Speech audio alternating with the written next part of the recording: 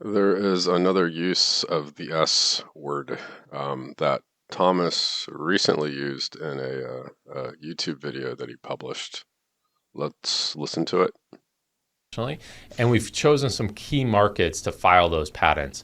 So we're really taking an approach of patent the core IP and then try to create a picket fence around it with different patents that would prevent others from entering this space and competing directly with the design of the Carnot generator. He uses the term picket fence. There is a term paper that a student wrote for an open course MIT patent course in the fall of 2025. And in here, there's a section that talks about a picket fence strategy. The S word is a reference to strategy. Limit your competitor's business. The picket fence strategy is used to make use of competitors' key technologies and limit their business opportunities.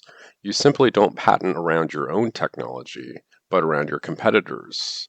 Then you are able to cross-license your patents with theirs. You will not be allowed to sell your applications if you need your competitor's key technology patent, and your competitor won't be able to sell applications that are patented by your patents. In this case, both parties profit from sharing their patents. For big technology companies, this is a useful tool to make business in markets where they don't own the key technology.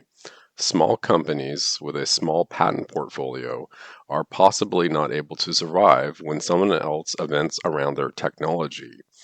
They barely develop around competitors' patents because they don't have the money to pay for royalties for using the patent.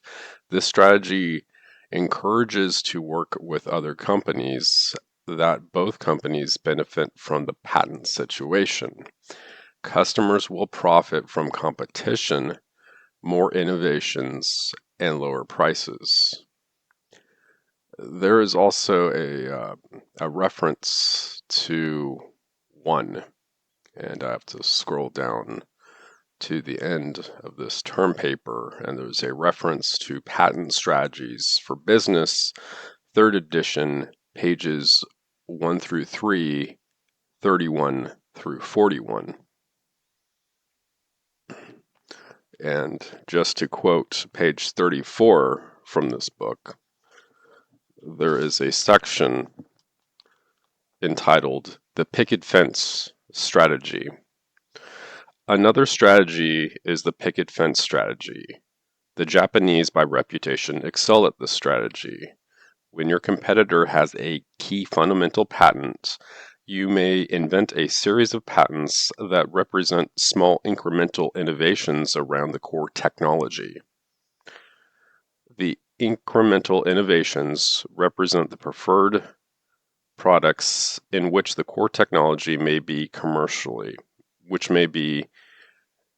used commercially. They then become a barrier to effective use of the technology by the owner of the original technology. The owner of the picket fence then is in a position to force a cross-license of patents to acquire the core technology for its own use. This sort of picket fence invention strategy is relatively straightforward and can be facilitated by close contact between the patent team and the marketing and manufacturing divisions regarding customers' perceived needs to commercialize the core technology.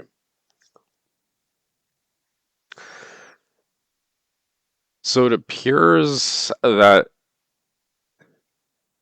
it may be used to force competitors to kind of share technology patents with each other.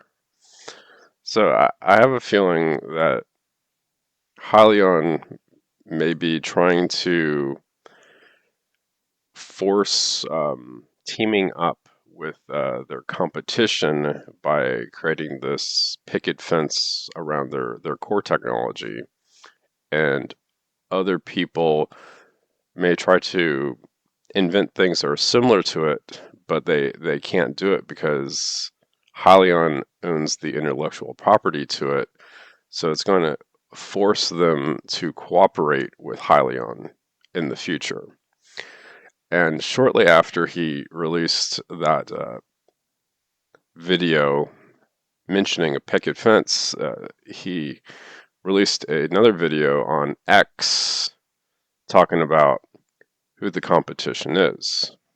Who are Hyliion's peers? Who should we be comped against?